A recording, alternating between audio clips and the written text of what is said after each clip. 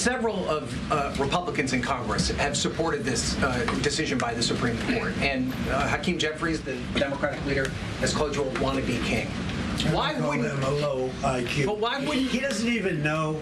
And I watched him the other day interview. The guy doesn't even know what a tariff is. But there's been bipartisan criticism. No, not bipartisan. Of the tariffs. Excuse me. There's several Republicans people have said that. Yeah, but why wouldn't you just work with Congress to come up with a plan? I don't have to push tariffs. I have through. the right to do tariffs, and I've always had the right to do tariffs, and it's all been approved by Congress. So there's no reason to do it. All we're doing is we're going through a little bit more complicated process. Not complicated very much, but a little more complicated than what we had. We'll be able to take in tariffs, more tariffs.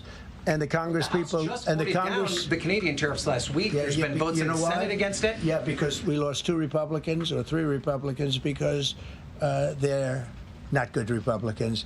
What you don't say, you don't say that we got 215 votes. You need 218 for something to pass. Yeah, sure we do. We might have lost 3 votes, and we got.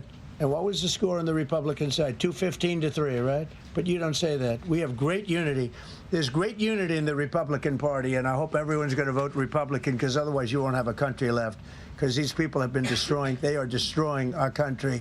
Please. Mr. President, the 122 tariffs, that 10%, is that going to be for 150 days, or do you want to charge that indefinitely? We have a right to do pretty much what we want to do, but we're going to charge it starting effectively. I think it's 3 days from now. Yeah, please. Mr. President, you speak to a lot of factory workers, a lot of manufacturing workers.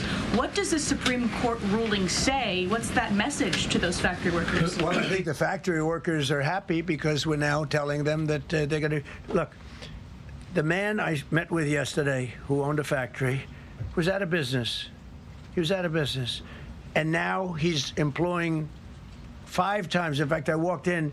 He's got a brand new crane. I said, "How old is that crane?" We got it in December. He's allowed to write it off in 1 minute. The Great Big Beautiful Act gave no tax on tips, no tax on Social Security, no tax on overtime. He said this great big beautiful bill, frankly, has been the best thing that's ever happened for the workers of the, much more so than for rich people. The only thing it does for rich people, it allows them to hire a lot more people. But when I saw him, and then he said it's all up and down the line. This is a place in Georgia, all up and down, other factories doing different, not only steel products, different. He said every one of us was out of business. We could barely make it. Some of them were down to less than an hour a week. Think of it, 1 hour a week to make just a few little trinkets or whatever they make. Now they're going round the clock. I had it a month ago. I went to Michigan, went to Ford, and I met with Bill Ford, the head of Ford, and we were in one of the biggest plants, an original plant from the early 1900s, where, by the way, I might add this, it's not really relevant, but it's all relevant. Murders are down. Crime is way down in the country.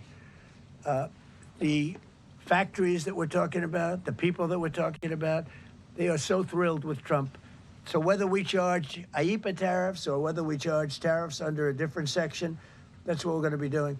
There's no way we can lever. This is what happened to our country. This is why we owe $38 trillion, which we'll get rid of in pretty good course. We have a very incompetent Fed chairman